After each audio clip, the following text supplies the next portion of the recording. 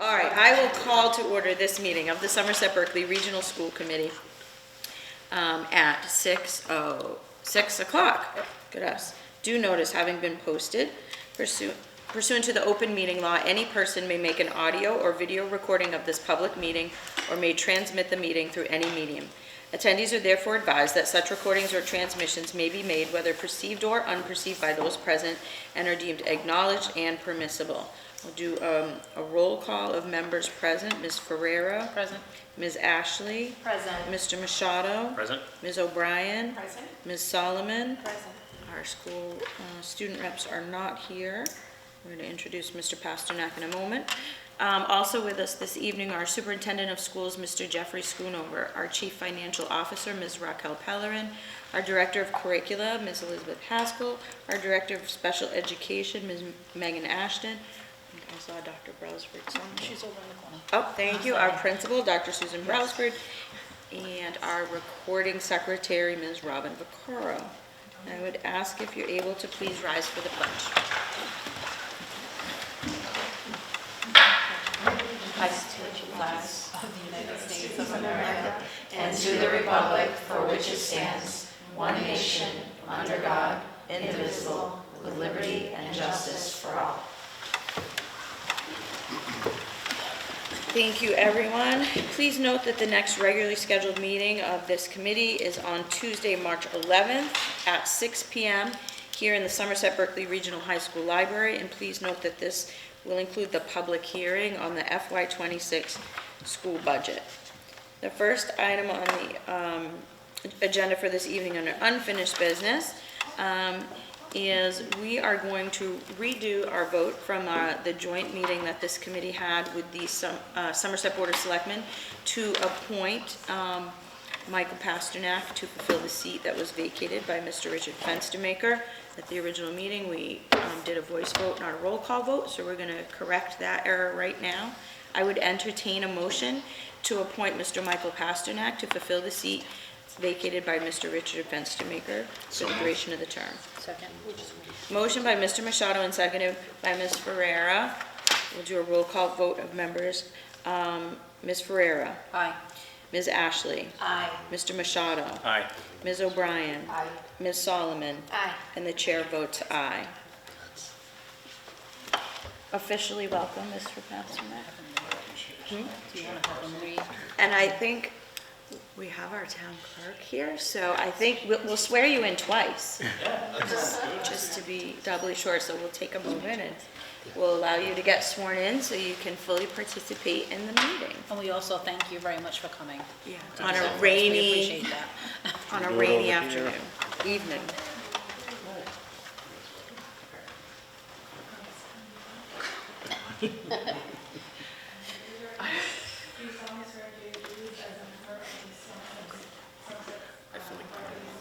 I do. I mean. Thank you.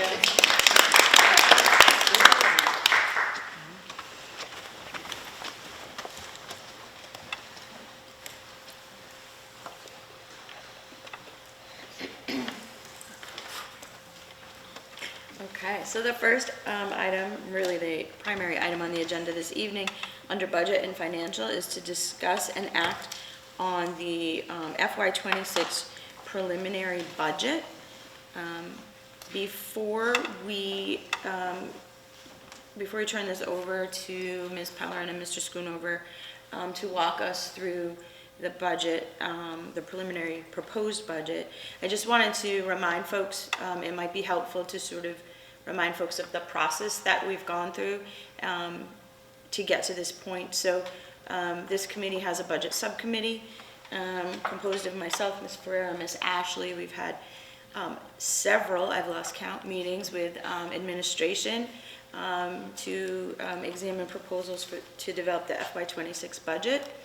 At our last meeting, which was on Tuesday of this week, we voted unanimously to move this preliminary budget to the full committee for consideration.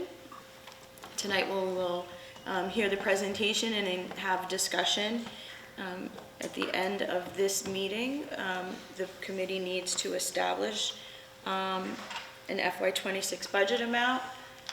That will then be forwarded to the chair people of the finance committees and the boards of selectmen for each member town. Once they receive that, we will then proceed to the public hearing on the budget. And then following that, following that, we will take a final vote at a subsequent meeting on the annual operating and capital budget for the FY26 fiscal year. And just note that that final vote needs to be a 2/3 majority of the committee. So just so folks understand the process, and that's all included in our regional agreement. Did I forget anything in process-wise? I don't think so. And before I turn over the presentation, I just wanted to thank my colleagues on the budget subcommittee who put in a lot of work and a lot of thoughtful work on trying to bring forward to the entire committee a budget proposal that we feel meets the needs of our students and our district. And I want to thank members of the administration all across the board, but in particular to our new CFO for all the work that's been done to pull this together. It is not easy to work with one school committee in one district. You have the great pleasure of working with two, and we acknowledge what a challenge that is, and we're grateful for the expertise and good nature that you've brought to this process so far. So with that being said, I would turn it over to you to sort of walk us through the proposed preliminary budget. Okay, thank you. Okay. This is the presentation that we showed at the budget subcommittee meeting. And just to tell the story about our presentation looks differently in the beginning slide and the end is we've met so many times and we've talked so much about numbers and stats and why does this number look this way, and that we wanted to bring it back to what we're here for.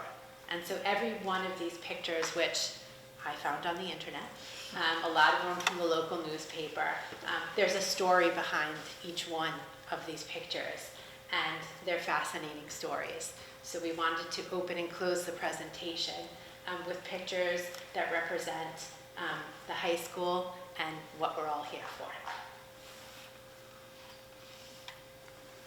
Right, so we will step through sort of a typical process that we've grown accustomed to presenting, starting off with just a quick overview of our school and district improvement goals, just looking at the process that we've followed over the last several months. Ms. Bellerin will walk us through our local aid, and I'll share some enrollment numbers, and then we'll get into the major changes in the budget, and then ending up with the assessments to the towns of Berkley and Somerset. All right, so we have our school improvement plan items off to the left, some district goals in the middle, and just some of the ways that we're trying to measure our growth and success. So just to kind of focus of where our attentions are and have been. So improving student writing across all subjects is something that the high school is focusing on, as well as improving post-secondary plans, really trying to expand early college and early career opportunities for students, and modifying our district accommodation plan so that we're really ensuring that we are addressing the academic, social, and emotional needs of our students. Similarly, for the district improvement, the district strategy, delivering engaging, relevant, and authentic learning experiences, creating a culture of belonging to making sure that we address those social and emotional needs, maintaining a healthy, secure, and safe school facility, and not really related to our strategic plan, but we do have the Student Opportunity Act, which requires us to submit a different plan to the state, and really the focus on that is improving the academic achievement of students with disabilities. Some of the metrics, we're looking at MCAS, not just for all students, but also focus on those students with disabilities. We're looking at our capstone participation numbers, our internship participation, percentage of students who are completing Mass Core, our early college participation, the vocal survey results, that's the state survey that our students complete every year when they take the MCAS exam, attendance and chronic absenteeism, and grade 9 passing rates. Those are just some of the measures that we are tracking. So for the budgeting process, we did start, as we typically do, working with our central office staff, and then working with our with Dr. Brailsford, who really embraced this process this year, and we'll get into that in a little bit. Meeting with our content coordinators, and just going through the really looking at the financial realities of both of our towns. We've heard from both towns the financial constraints that both are facing. I've met with both town administrators more frequently with Mr. Iulici in Somerset, but with the Berkley town administrator as well a couple of weeks ago, who were just emphasizing to me and other superintendents where Berkley students attend that they've got some really significant financial constraints.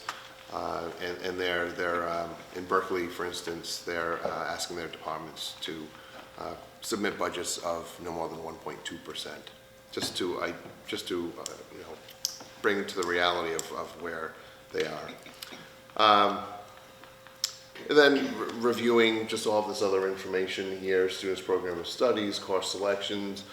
Right before vacation, the Friday before vacation, Dr. Brailsford received the course requests for our students entering grades 10, 11, and 12.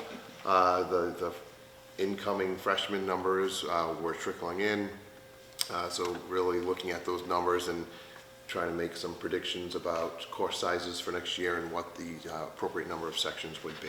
So all of this is part of that preliminary budget process, and it still is ongoing, as we don't have final numbers yet for next year's classes. But with that, so looking ahead to next year, just some of what we're projecting our enrollment to be. If we start first with grades 10, 11, 12, the 12 plus and the out of districts, that's really just taking the existing numbers and rolling them forward. The out of district placement doesn't incorporate what we expect next year's out of districts to be. The grade 9 number, there's a slight fluctuation there between 230 and 240 as an estimate, and you can see it's related to school choice for next year. But the 235 number, that's really, that comes from looking at our Berkley 8th graders, our Somerset 8th graders, what the current enrollments are, what the number of students who tend to attend Diamond, Bristol Plymouth, and Bristol Aggie. When you take those into account and assume 15 school choice students, we're projecting to have 235 next year. I have that 235 to 240, just not knowing if, seeing that our overall enrollment is dropping, if we want to consider accepting a few more school choice students than what we typically do, and that would bring us potentially to about 240. And we won't know these numbers until really late summer, but the projections are usually pretty spot on with a range of maybe 5 or so kids. And for school choice, just so we do understand exactly where we are right now, we have 54 students currently attending Somerset Berkley through school choice. We have 15 seniors who will be leaving, so even if we just bring in 15 freshmen next year, we'll maintain that current enrollment of 54. And then when we, before I move on to the next slide, I was looking at some of the enrollment trends as well. When this school opened in 2014, we had 925 students on that October 1st enrollment. I thought it was more than that, and so I was kind of surprised when I was looking back at the historical data and seeing that we were actually under 1,000 then. The largest October 1st enrollment was 1,037 in 2018, the 2018-19 school year. Since that time, we've dropped. We've decreased our enrollment, and earlier this week, I'm not sure, I'm assuming it is today, 888 students are attending Somerset Berkley. In 21-22, we hired NESDEC to give us some enrollment projections. So just 3 years ago, their projection for this school year was 1,018 students. Usually they are fairly accurate, but over 3 years, they were off by 120 students. So the enrollment decrease that we've experienced over the last 2 years was really not expected. And I think when we go through the budgeting and what that decreased enrollment means in terms of staffing, it really was not expected that we would have this significant of a loss in enrollment over such a short time. We knew that over the next 10 years or so, looking at our elementary enrollments in both Berkley and Somerset, we were forecasting an enrollment drop to be under 800, potentially closer to 700 at some point, but that's still several years away. But to be under 900 today was really not what we were expecting. And by the way, the students are not, it's not like we've had a loss of students to other schools. We have this consistent number of students attending Diamond, consistent number of students attending Bristol Aggie, Bristol Plymouth, very few students attending charter schools. It's really just a decrease in student age population in our two communities. Getting back to sort of enrollment trends over the 10 years, this is just a quick review of our demographics, just so we also understand we've had a significant loss in students, but we've also had some changing demographics. So the four colors here, starting at the bottom, our English learners, we've gone from, we had 0 in 14-15, 0.8% of our students in the 23-24 school year. In blue, you see those are our low-income students, and we had under 11% in 14-15 when this building opened. That's up to 28% as of last year. Our special ed enrollment has increased slightly from 13 to 15%, and high needs represents students who belong to any one of those three categories: English learners, students with disabilities, and low income. And 35% of our students at Somerset Berkley Regional High School are considered to be high needs. And you can see that's a pretty significant increase. Thank you. From 20.8% in 2014-15. All right, so Ms. Bellerin will walk us through the revenue now. Yes, now it's the fun stuff. So we'll first start off with the estimated revenue that supports the expenditures within the district. So the majority of the revenue that supports the district comes from town assessments. As you can see, 66.41% actually comes from the two towns. Somerset has a 1.5 increase in the current budget, which equals $163,000, and Berkley has 7.3% increase, which equals a little over $234,000.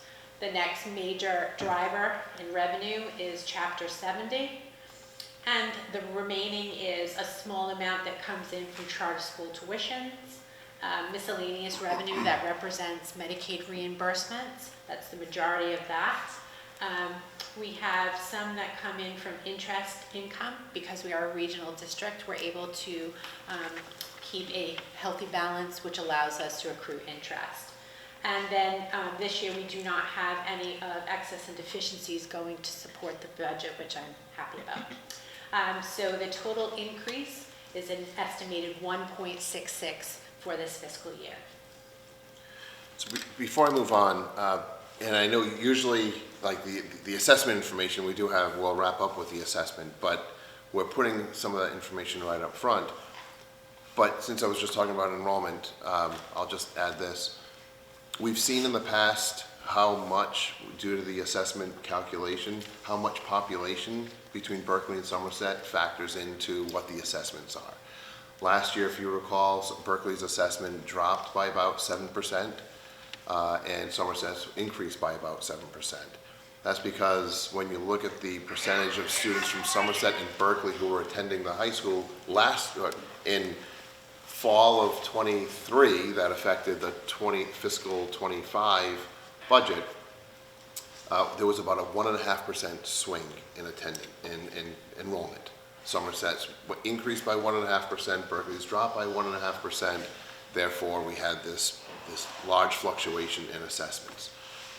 This year, Somerset's enrollment is dropping 1 percentage point, while Berkeley's is increasing by 1%. So that little swing, which you think 1% wouldn't really affect things that much, results in Berkeley's assessment being just over 7%, whereas Somerset's is 1.5.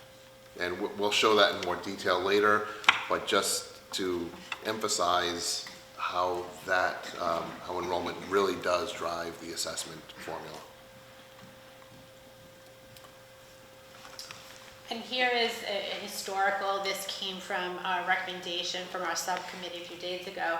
It's what does it look like over the past few fiscal years. So as you can see, you see the variations of what Somerset has increased or decreased in that 1 year and what Berkeley has. So there you have the total assessments, and you see that hiccup year that you have. So that's an anomaly when the total assessment increased about over $1 million. For the remainder, it kind of stays similar, but as Jeff pointed out, even when you look at Berkeley, it seems to be really close. There was a decrease of 7% and now the increase. So when we were doing the variations, even when we were reducing the budget, and Jeff had told me, he's like, you think it's going to drop and it's going to drop, the way it should. It doesn't. It all depends on so many factors that go into the formula. So tonight, this is what we're presenting, and we did want to give some historical on this.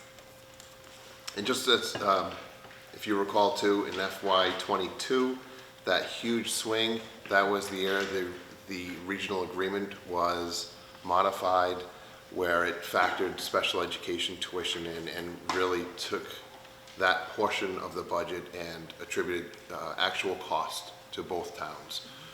Since Somerset had really a significant portion of out-of-district tuitions, it was about 90%, 91%, we saw Somerset really pick up fairly a larger share of the cost, whereas Berkeley's decreased. So now we're looking at it based on the calculation that we talked about, the assessment calculation. So we have a student enrollment, and you're comparing 25 to 26, and as the superintendent had said, we are seeing a drop in enrollment. These enrollment numbers are from our October 1 enrollment. They are subject to change and actually will change along with Chapter 70. So we have our base operating assessment. Chapter 70, as we just said, will change as it goes through its variations. We're deducting out our other revenue sources, our transportation, out-of-district tuition to get to the operating assessment cost. Adding in the capital assessment gets us to our total assessment. And as we talked about a little bit before, the total assessment increase is $397,000 with 163 a portion increase to Somerset and 234 to Berkeley. Now looking at Chapter 70, which at this point is at the governor's local aid proposal, and as you see, it still has to go through the House, the Senate, and the Conference Committee. Within the general operational budget, Chapter 70 you'll see will come in, as well as charter school tuitions. And when we look at the expenditure side, you'll see the expenditures for school choice and charter school. What you won't see in the general operational budget is school choice and regional transportation. Those are in separate funds. And as we went through the budgeting process, we really focused on funds that were outside of the general fund and how we could maximize those funds. So those two are subject to change. So what are the other funds that support the district? We have our entitlement grants. So those are grants that we are entitled to, as we know right now. We're not really sure what will change at the federal level. We just did get an email like an hour ago, about preliminary numbers for FY26, and the change is like $8, $40, so they're flat. We're not seeing any increase, but it's very positive that we're not seeing a decrease at this point either.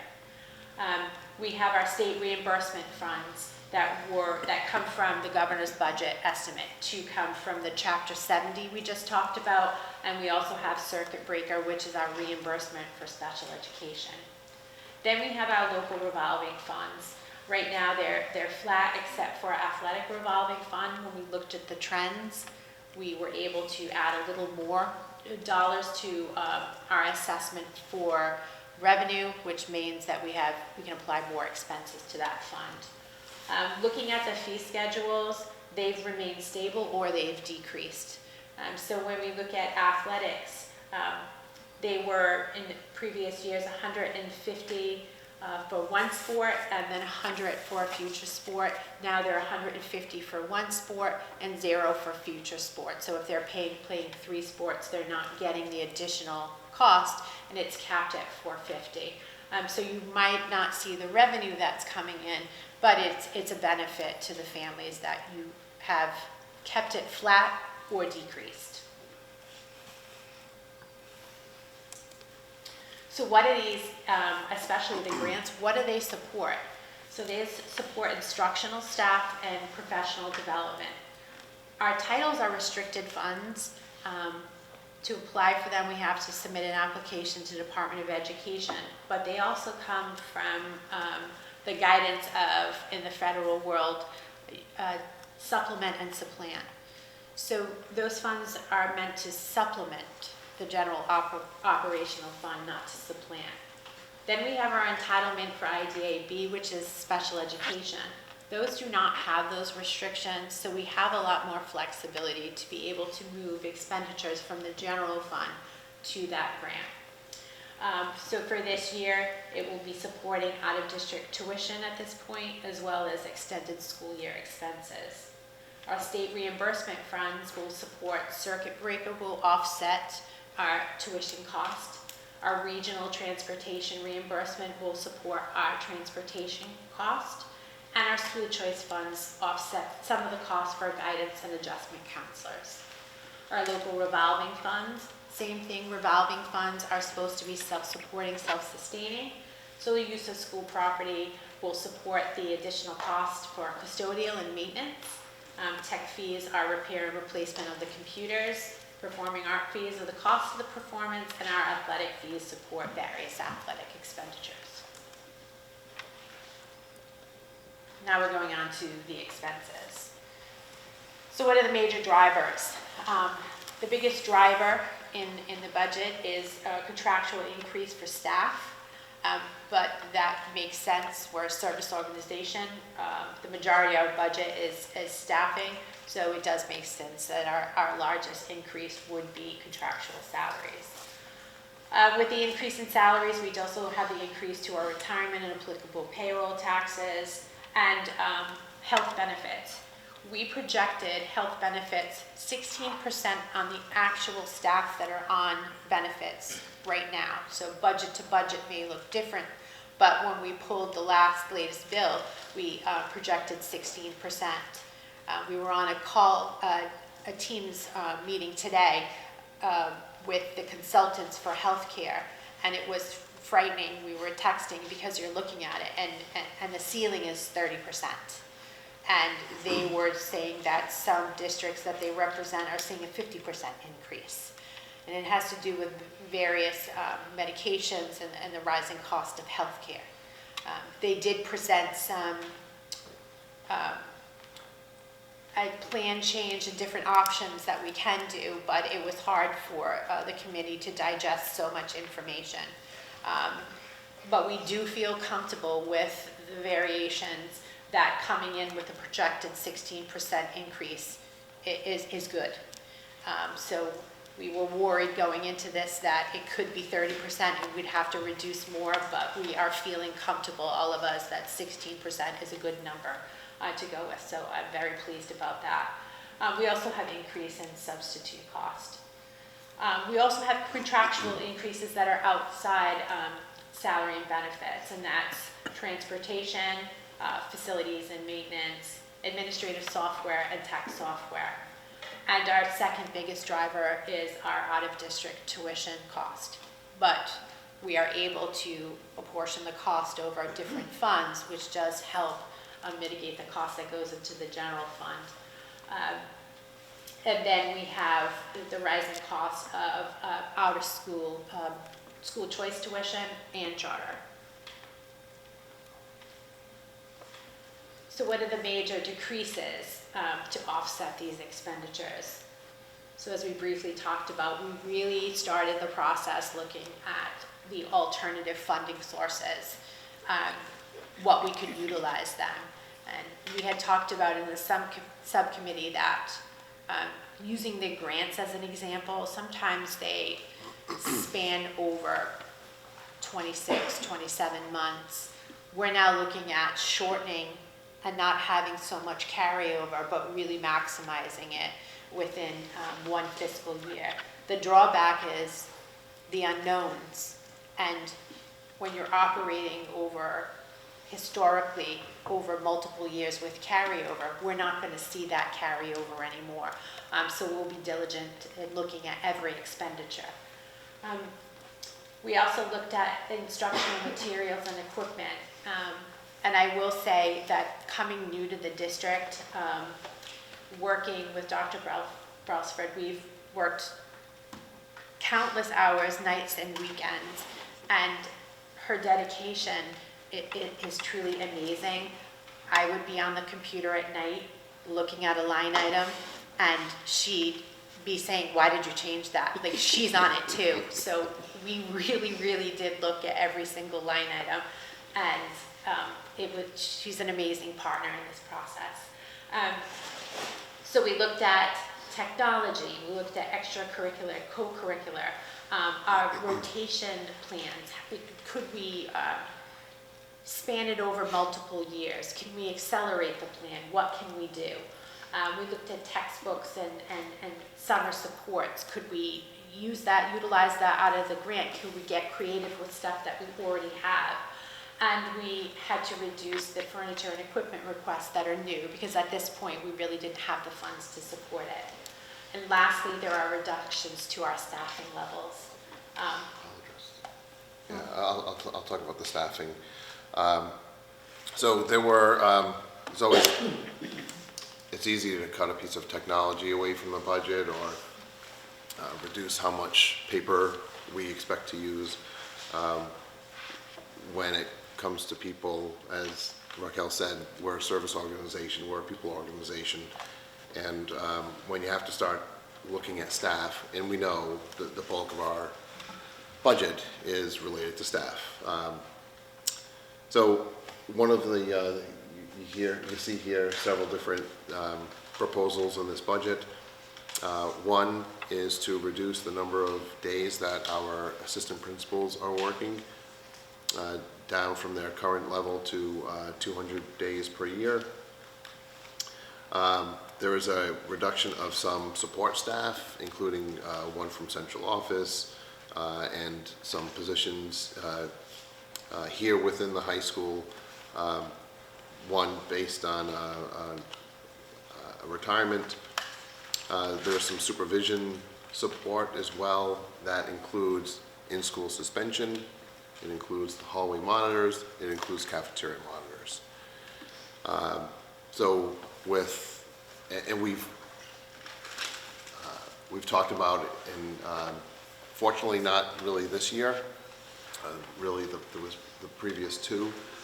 Even our students who attend these meetings would talk about the supervision and what was happening in the hallways and the bathrooms. And so we would be taking away the person or people who are responsible for that and really shifting that responsibility to our assistant principals and really all of our school-based administrators.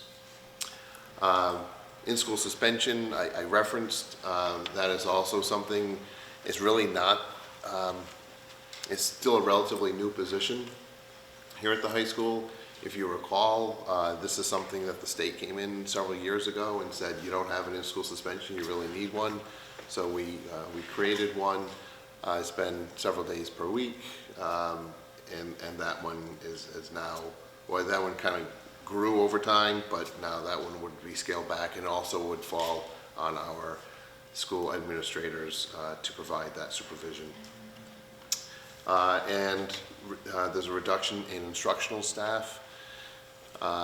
This is, as I said earlier, looking at course numbers, really looking at our course sizes currently, our current staffing, and then what the requests are for next year.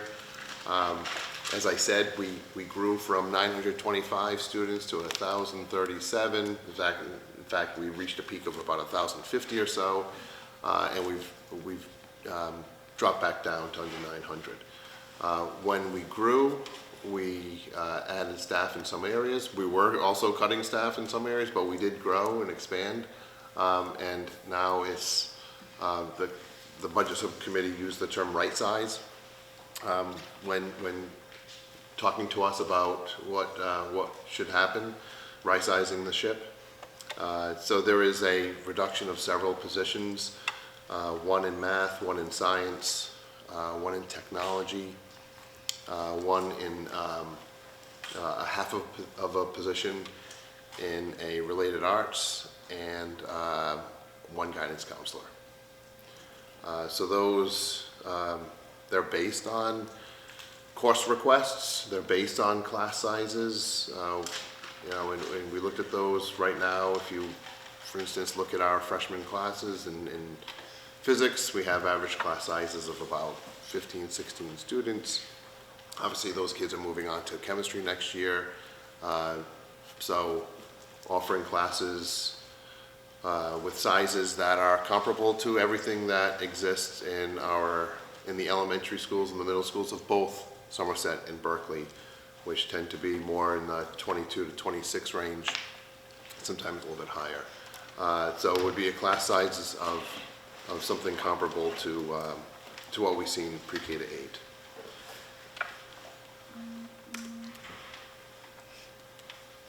And so we're at the 7th level. So this just really captures the revenue that we discussed and just really high level what our operating expenses are, 3 years actual budget and proposed, and our capital assessments.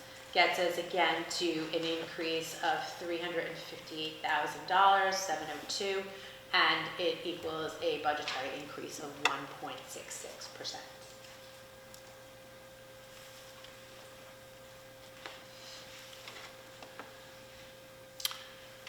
Yeah, so we want to just highlight some of the things. I started out with our school goals. So just to bring back some of the things the positive things that are happening and have happened in recent years. For those of you who have attended the Civic Showcase that happens every January and I guess June, you see that our juniors who are completing these courses, they are completing some really great projects, standing there in front of strangers, presenting, defending the work that they did, communicating what their goals were, maybe what their challenges were and what the outcomes were of their projects. It's always a great event to go see and talk to kids and just see the great things that they're learning, which is a result of what's happening in the classroom. And not just in the civics class, but it's the skills that they're gaining from all of their teachers. We've talked about Project Lead the Way and our biomedical classes, even though there's biomedical innovations. What's the fourth class, Dr. Pelser, is it Biomed Innovations? Medical Innovations, thank you. The class sizes are growing. There's one, the fourth one had a lower size. I'm not sure what it currently is right now. We have like 125 plus kids in Project Lead the Way. It's like 14% or more of our students are involved in this innovation pathway where they're taking these 3 to 4 courses over their careers and really being prepared for either college or career, whatever it is, where their intentions are after they graduate from Somerset Berkley. Our advanced placement numbers continue to rise, both in terms of the number of students, the number of students who are taking courses, the number of tests that that our students are taking, and their achievement level on those tests. And because of that, Somerset Berkley for the second year in a row has received that silver medal from the AP, from the College Board for the honor roll. We have, as Dr. Brailsford has shared with you a couple of times now, a growing internship program. We had, I think it's 3 or 4 students last year, 7 this year, 9 this year. And along with that, a couple of bullets down, capstone projects. It's our largest number of students, seniors, who are completing capstone projects as well. We are building programs to keep our students, our special education students who historically would have been in out-of-district programs. They are now getting their education here, either through their high school diploma or until they turn 22, depending on the situation. And 88% of our students are going on to higher education. So we have a lot to celebrate, and we also want to make sure that we continue the great things that have happened. With this budget, and some of the talks that some of the plans that we have in place, we've talked about Mass Core as a graduation requirement, particularly with recent changes in MCAS. If that happens and we are requiring all of our students to take 4 years of math, at the same time we're reducing a math class, we'll have to see how that affects our students. But if that is something that we do and we bring into, let's say, next year's freshman class, if that's their graduation requirement, well, we've got 3 years to get to that point where students are actually taking that 4th year. And we also know at the same time that our enrollment is dropping further over those 3 years. So maybe that's something that, even though we're eliminating a math class now, maybe that's something that will balance out by the time that larger number of students taking math would actually begin.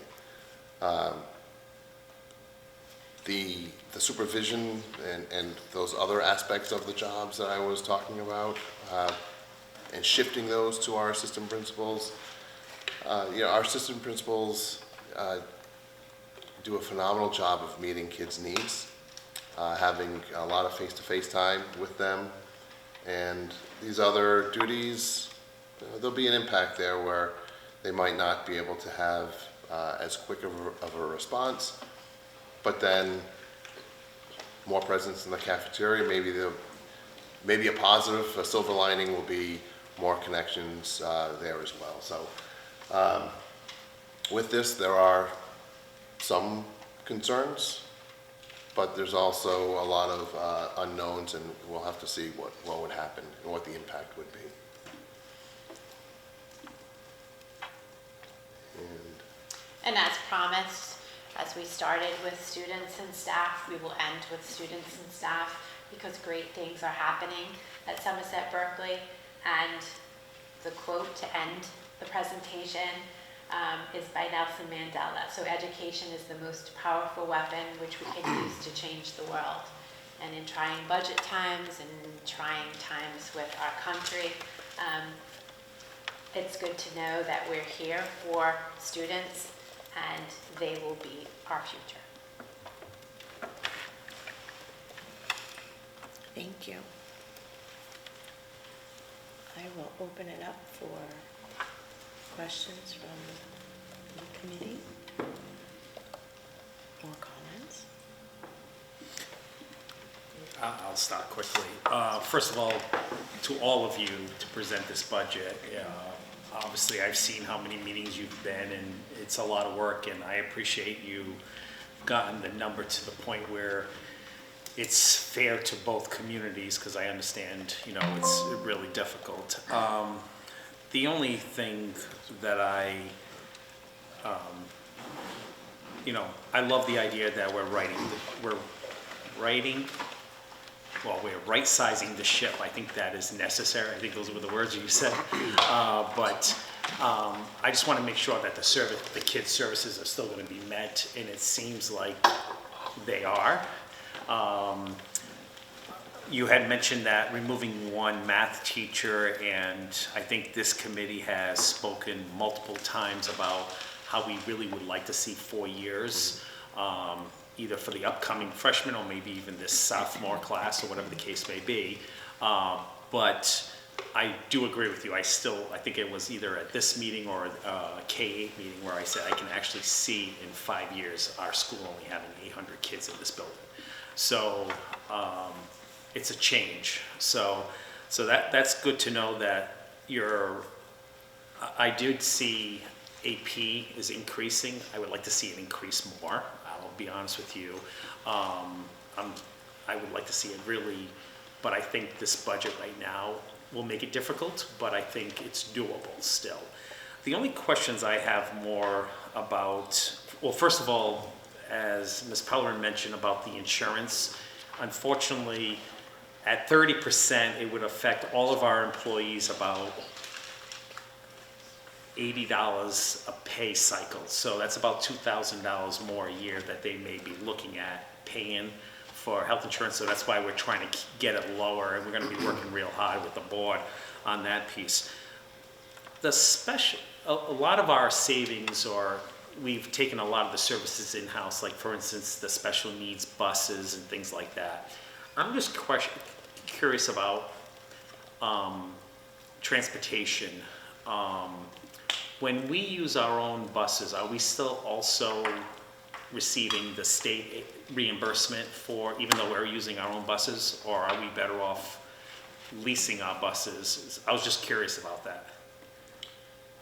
I know, Meg, you might want to speak to this too. The reimbursement for circuit breaker is about 40%, but it would be 40% above the threshold. Okay. So when you're doing a cost-benefit analysis, I think personally, the money that we save and the flexibility that we have with in-house vans outweigh the cost and the reimbursement we would get over that amount. It's really, we're effective the way we're doing it. And we've seen it. We've seen it obviously as we've been adding on. But my question is more about the special need reimbursement. Like for instance, our assessment tools, when we went back in 2000, wherever it was that year that we did the readjustment of the assessment tool, the special needs costs stay with the community who are sending. How do we work with that with the vans? Like if it's a student from Somerset, are we picking up those costs of the vans, and vice versa with Berkley, or is that being split on the assessment? I'm just trying to figure out all the ways that when I see a 7% increase in Berkley's assessment, and I understand it flipped. Last year we were the opposite, but when I see those little moves like that, special need costs usually stick with the child, and I just want to soften the blow with both districts when it happens. My understanding is the transportation cost is split equally. It's the tuition costs that are apportioned to each district.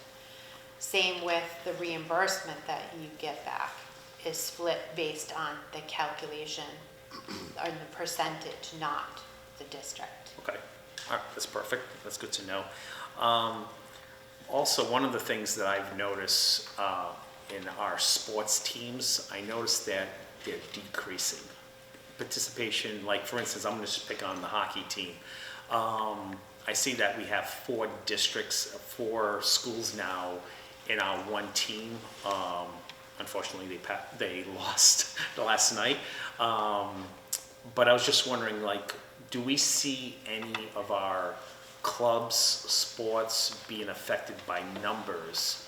Because there was a lot of seniors that retired, that are graduating this year from the sports, and I don't even know if they're going to be able to fill a team. So I'm just wondering if there are any clubs or sports that may be impacted not only by, obviously I'm not looking to remove them off the budget, but I'm just trying to figure out, are we even going to be able to fill these teams before we start losing before we lose positions? Are we better off with looking at that also? Because I would hate to have surplus money at the end of the year because we didn't allocate a sport or activity or something like that, so. So regarding ice hockey, that's an interesting one because as you noted, we do have the co-op with Seacon, Case, and Dighton Rehoboth. Our numbers, Somerset Berkley's numbers on that team are so healthy that that co-op might not exist in a few years because Somerset Berkley won't need those other school districts to run a team. So it actually might be working the other way. Okay. Because we get reimbursed by the other communities, right? Do they? Yeah, it varies by sport. I forget exactly what's happening for hockey. If it's, and Mr. Francis is not here, is he? No. I don't know if it's something where they contribute. Sometimes a co-op team, they'll pay for one of the assistant coaches rather than the one coming in. So each one is different, so I don't want to guess for any particular one. But that's actually what's been happening for Somerset Berkley. I'm not aware of any sports that or clubs that have such low participation that it's on the verge of not. In fact, even just a few years ago, we couldn't field our own wrestling team, and we had to co-op with Durfee. And the few wrestlers who we had were wearing Durfee uniforms. Now our wrestling program is thriving, and it's not a concern. So I don't really see that as a problem right now. And Dr. Brailsford, if there's something that I'm missing that... I think our freshman programs go up and down. There are many times when I'm told we can't field a freshman team because we don't have the numbers. The entire program, I don't know many that are unhealthy, but it goes by year, but there are some years when we don't field freshman teams. Yeah, it's mostly baseball and softball where that happens. Basketball, maybe girls basketball is one of those where it's difficult to field the freshman team. Freshman boys basketball, freshman volleyball are very healthy, usually requiring some cuts. All right, So great. I haven't seen that as really a major concern at all. All right, and the only other, I'm happy to hear that we are revamping our assistant principals more into the cafeteria, monitoring the halls and things like that, because that is probably what is, in my opinion, keeping me from targeting one of those positions. Because, in our middle school, we have, 600 students or close to 600 students, and we have one VP. And I'm happy that you've looked at that and restructured so we don't have to lose that, because I know how valuable it is to have that extra support for our administration, evaluation, and things like that.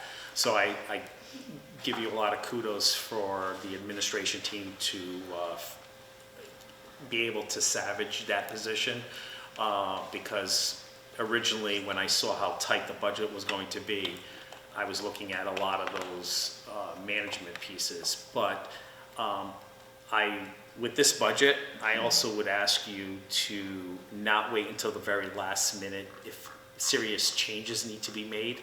Like, hey, you know what, enrollment on this, we can't lose the math. Start looking at other options when those, because I don't think we're going to be able to come up with more money, but I think we may have to start shifting things as well. So I really don't have any other than just I'm really pleased with the work that you all, especially the committee members, and came in, because I felt this was it's an easier budget to support, but I also understand that our Berkley individual friends across are looking at a 7% increase. So. You know, just, if I could just, one comment on one of the things that you said about AP enrollment, and I think we're always striving to get more students involved in advanced placement courses.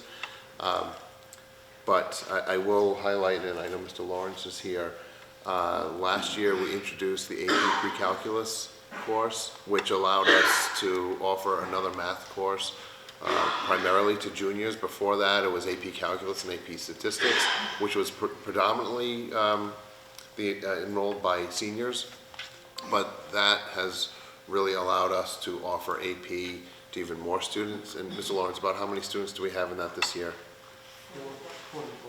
40? 44. 44.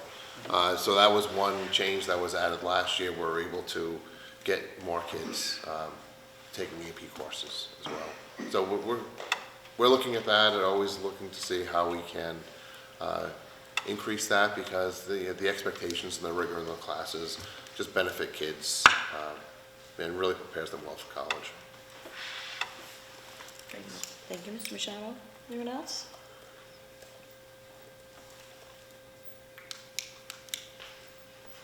Well, I'd just like to quickly say that, you know, I'm very new to the committee here, but as new as you can be, and looking at this from a really bird's eye view, but I think generally speaking, right, all town departments, you know, their salaries and benefits usually constitute around 60 to 70% of the budget, right? And I'm looking at what was presented, you know, you had 2 to 4% salary increase plus steps, you know, increased retirement payroll, so, you know, we're having increased salaries everywhere, which is obviously going to increase our plan liabilities and, you know, have to put more towards the appropriation.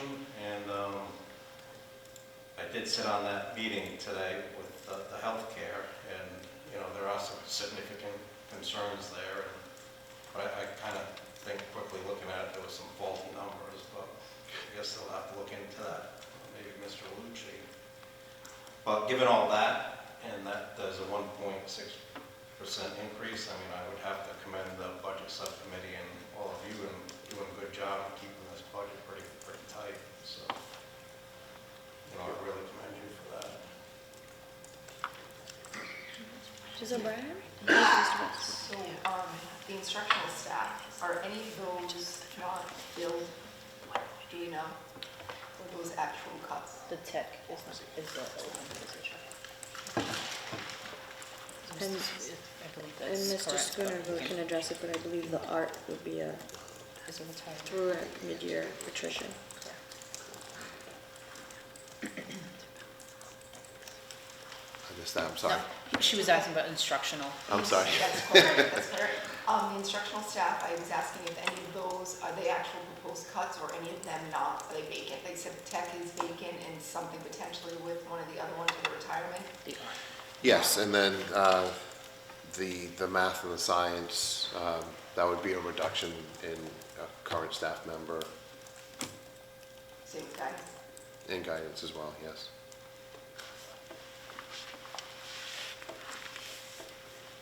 Any other questions? And Ms. Andrews, I was just asking Ms. Pellerin, because I know one of the comments that was made on Tuesday night was about E&D and stabilization. So we have, between the two, it's about 1.8 million right now between those two accounts. But we know that this year, the baseball field bids came in with, that'll be an item on an upcoming meeting, but that's about $800,000. And we don't have the cost for the turf replacement, which we expect to happen this summer, but that'll probably be on the order of $700,000 or so. So 1.5 million is going to take a fairly significant piece of this E&D and stabilization away.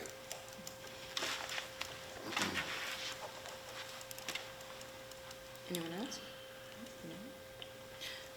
I just want to say, I must say, I want to say thank you to everyone, and Miss Andrews, I know she said to the rest of us, but she had a big part in this also, with her background. Miss Ashley also, it was great working with everybody. I think we knew this had to come in, there were going to be cuts, but I think we did our best to try to make sure that we weren't taking anything away from the students.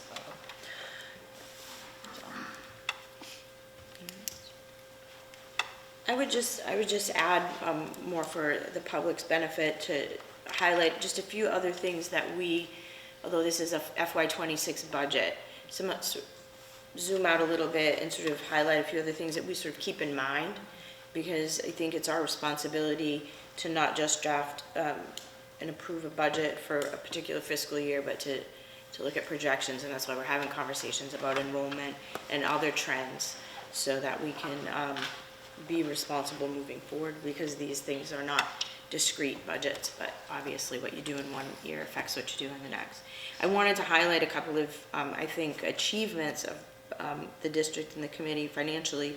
I think that, we've settled all of our contracts with our collective bargaining units, and I think that we feel good about the terms that we were able to reach with our staff.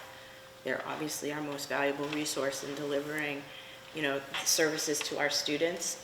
And if you pay a little bit of attention to the news, you see that there has been actually a lot of turmoil, and sort of there have been strikes. There are districts in mediation, and so weren't able to settle. So I think that's a testament to our bargaining units, and coming to the table to do what's best for our kids. And we want to be a district that attracts and retains staff, high quality staff, so we can deliver high quality services to our kids, because there's a cost in turnover, right? And that's something that we want to avoid. So that's one thing. I think also to touch on the conversation a little bit about E&D and stabilization, the committee's made deliberate attempts to contribute more to stabilization. We've made deliberate attempts over the past few budget cycles to increase our contributions to OPEB. And we still have, that's still a significant unfunded liability. But that's significant because we need to think long-term about our financial health. We have a new treasurer who is doing great work in terms of trying to invest and capture for us you saw some of the interest income. So I wanted to recognize her. And I think also that we know that the investment that was made in this building is getting older. I think if you look around, it looks fabulous. I think for the age of the building, I think that our custodial and maintenance staff has done a tremendous job taking care of this building. I also think the staff who are in here every day do a tremendous job taking care of the building, and frankly the kids, because we want to have safe and comfortable learning environment for our students, and everybody who's in here every day contributes to that. We know that there are projects that are coming up. We are working on the baseball and softball fields and those projects. Being able to fund those with some of the leftover funds from the building project means we don't have to go to town meeting. We just unsealed some bids for work, and we are looking to move forward with replacing the turf and repairing the track, because that's also a safety issue, and it's also just sort of taking care of what we've got. So I think that I commend the committee, current members and former members, who made that a priority, and being able to replace the turf and repair the track without having to go back to either town for additional funds, I think is significant. So I think that's just to compliment everyone. I think everyone's working hard and trying to be very thoughtful not just for this particular operating budget, but really the whole financial health of the district. And the only other thing I would add to that is that we obviously have folks who sit on this committee who sit on the K-8 committees of both of the member towns, and I think we acknowledge that the financial situation for K-8 in both member towns is more difficult than it is for the region. Member towns don't benefit from regional transportation, just for one example. And so I think that we have a responsibility, and I think we're taking it seriously, to obviously do what is in the best interest of the students here at the high school, but we recognize that those students all come from the K-8s, and that we have to make sure that when we look at the education of our students in Somerset and Berkley, that we look at it holistically and across the board in both communities, pre-K, I should say pre-K to 8, because those students end up here. And we don't want to get into a situation where we rob from Peter to pay Paul, to use an overused but apt cliche. So I think that it's difficult to make reductions, because reductions are people in many cases, and we acknowledge that. But I also want to acknowledge that things are, in some cases, a lot tougher at the K-8, and they often do with less, and they often carry higher caseloads and class sizes. And so I think that that's just, it's worth acknowledging that, because we never want to be a district that just sort of hands a bill, which in theory we could do, right? And as a region, we could hand a bill to Somerset, and we could hand a bill to Berkley, and we could say, you need to pay it. But that's not how we operate.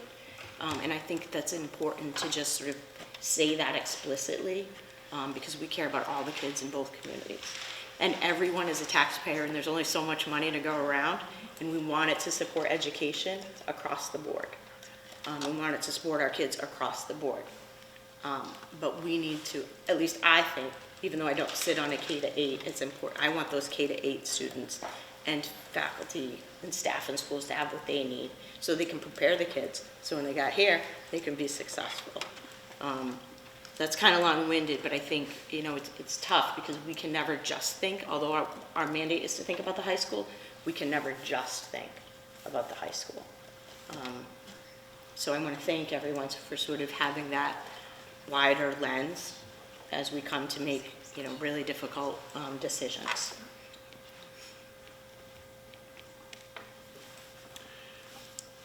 We wanted to share some OPEB numbers with the presentation, and I forgot to include that, so I apologize.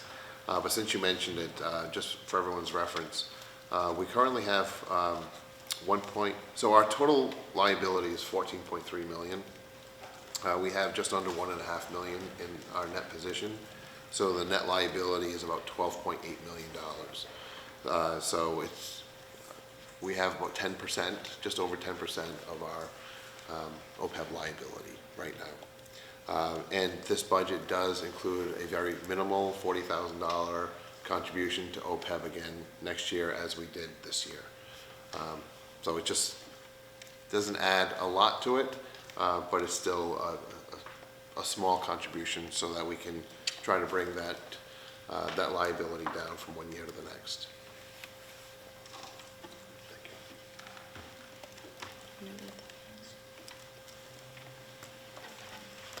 Wow, okay. Great. So I think with that then, I think this would be the appropriate time to first, I would entertain a motion that the district utilize the alternative assessment formula as outlined in the regional agreement, as opposed to the statutory one. If memory serves, last year we made a motion first before we talk number. So moved. Second. Motion by Mr. Machado and seconded by Ms. Ferrera. I'm doing roll calls all day today. Love it. Ms. Solomon? Aye. Mr. Machado? Aye. Ms. Ferrera? Aye. Ms. Ashley? Aye. Ms. O'Brien? Aye. Mr. Pasternak? Aye. And the chair votes aye. Next, I would entertain a motion to approve a preliminary net operating budget for FY '26 in the amount of $797. So moved. Motion by Mr. Machado, seconded by Ms. Ashley. No. Oh, sorry, Ms. O'Brien, sorry. The hearing goes, among other things. And on roll call, Ms. Solomon. Aye. Mr. Machado. Aye. Ms. Ferrera. Aye. Ms. Ashley. Aye. Ms. O'Brien. Aye. Mr. Pasternak. Aye. And the chair votes aye. Thank you, everyone. So the next step will be for us to forward that to the town side, and then use this information to craft the public hearing, which is on the 11th of Yeah. March at 6. The next on the agenda, other matters. I have none. Does anyone on the committee have anything? Just one quick thing.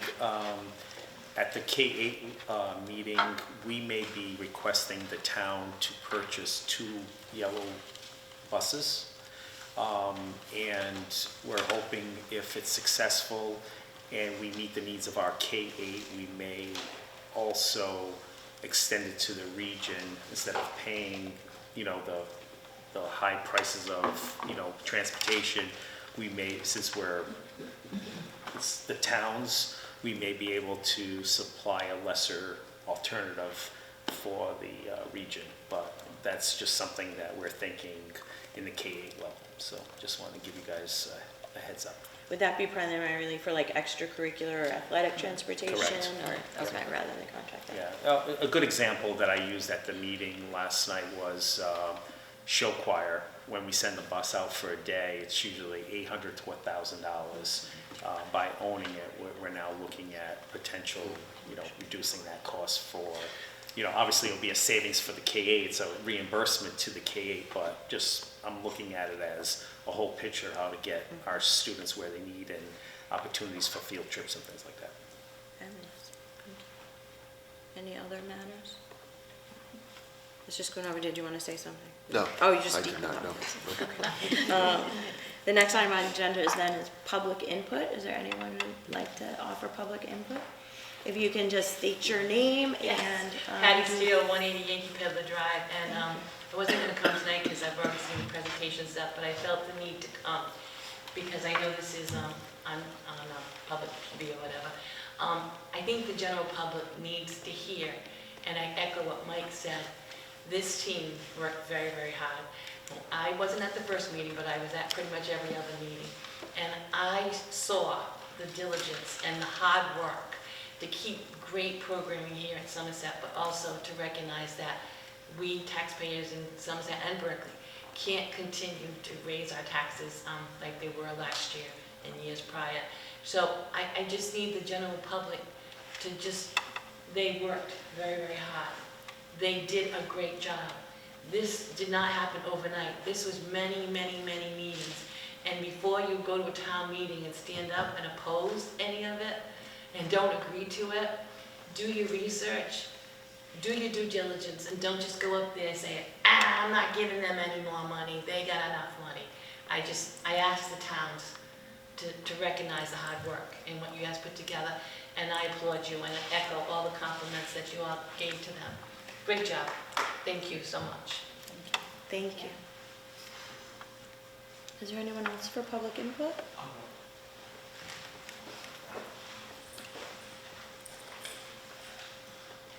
So I'm Andy Lawrence, 49 Washington Ave. I do have the benefit of working in town, and obviously I have children in the district, so I do think it's appropriate for me to talk. I know that there was tons of research done in considering cutting math and science positions. I'm not doubting that. I don't disagree with decreased enrollment. My only concern is that we currently are supporting the special education department. One of my teachers is co-teaching 2 classes because we do not have any dual certified math and special educators in our other than my math teacher that currently is employed in the math department under my supervision. And so because we offer so many co-taught classes to meet the needs of the 504 and IEP students, we have been supplementing her to the special, to serve as the co-teacher for math/special ed to meet those students' needs for compliance. My concern is that in order to continue to meet the needs of our bottom 25% of students, we need to continue to offer those smaller size co-taught classes. Because if we're saying like it's not a big deal to go from say 18 to 24, I open my classroom to anybody, please come in. My door is always open. The difference between 18 and 24 students who are at risk, have a lengthy list of accommodations that are required, and to now have to take Mrs. Eldridge out of there, replace her with a regular special educator who is not math certified, so that she can now cover her regular math classes that now will be vacated by a loss of a staff member. That is a huge concern for me, and for my children coming up as someone who has a 6th grader and a 3rd grader. I do worry about that. It's not all children are equal, and unfortunately with the system that we use, Aspen, when you hit the button, it doesn't go 18, 18, 18. It goes 26, 14, 17, 30, and then it's like, well, this is what we got. So like you might have a class of 30, you might have a class of 14. We can't make it 2020, 2020. I'm sure you've heard that before. I'm sure it's not news to anybody. But I'm very concerned that we're going to have some sections with students who need more individualized attention that we're not going to be able to service them the same way that we have been previously for math and science. I think that is, we're trying to now add a 4th year math, and I know that's down the road, but then you're adding 20% of the population who's not currently taking a 4th year, and like we'd be losing a tremendous staff member. And like we're saying we want to retain staff, but what message are we sending saying, well, we're going to cut a math teacher, maybe we'll bring them back in a few years. How am I going to recruit and say, I'm not sure we're still going to need you in a year or two? That's a really tough sales pitch. And like, I know for me personally, my staff member would be under 4 years. So this is a bottom end step teacher. This is, and I know that we had 2.5% to work with, and we're at 1.6. So like, why are we taking the hit? Why? And nothing against fire department, police, I love them all, but why are we taking the hit at the high school for everybody? Like, I think we're biting the bullet for math, like especially math and science. Like, those are 2 core classes that are, without the MCAS requirement, are going to be at the forefront. We have all these wonderful programs we offer, and that's where we're looking to cut. I would implore you to come into our classes now, and then next year, if this does go through, and see if you're seeing like the students getting the same individualized attention with not having a math person to teach with another math person. So I just would love, as we move forward, if money is found, I would love for it to be considered to reinstate those math and science positions for at least a year, because I know there were students who signed up for math that were not in Aspen under their AP Calc because they were blocked because it said they didn't meet the requirement yet. Then there were kids who those are elective classes. So I did not get to see the numbers yet. So I would just love to verify that those are accurate. I'm not doubting all the work that was put in, but I'm a data guy. I'd love to see it with my own hands and make sure that every kid who's on COTAR is in the section already. Every kid who's in AP is in those sections already, because the first thing to go will be AP. Because that's an elective. We have to service the bottom 25, the kids who are struggling. So I just would hate to, like, all this progress we've made, math is to blame for the silver. I'm going to take it for us. Like, we did that. We've added, like, we started out when I was the department head with 25 kids taking AP. Dr. Bells, we had like 120 kids, 120 something kids. We had about 125 kids. So that's a 400% increase in AP. And now like we're saying, well, we don't really need a math teacher. So I'm just so concerned that we're going to go backwards and say, what happened, Mr. Lawrence? Why is our enrollment down? Well, we got a math teacher. Like, I think that's like the last place we should start. Like, as a parent, as a townsperson, I'd rather pay user fees for my kid for 3 seasons. I'd rather pay for their parking pass. I'd rather pay for their school lunch and take that out of my salary than lose a core education teacher. So thank you for your time, but I just wanted to share that as a parent and as the math content coordinator. Thank you. Thank you. Are there any other public input? No? Okay. In that case, then I would entertain a motion. Did you have? No, I keep thinking you want to say something. Stop looking at me. In that case, I would entertain a motion to adjourn. So moved. All right, we have a motion by Ms. Ferrer and seconded by Ms. O'Brien. I think we can do this one all at once. All those in favor? Aye. Opposed? So voted. Thank you, everyone.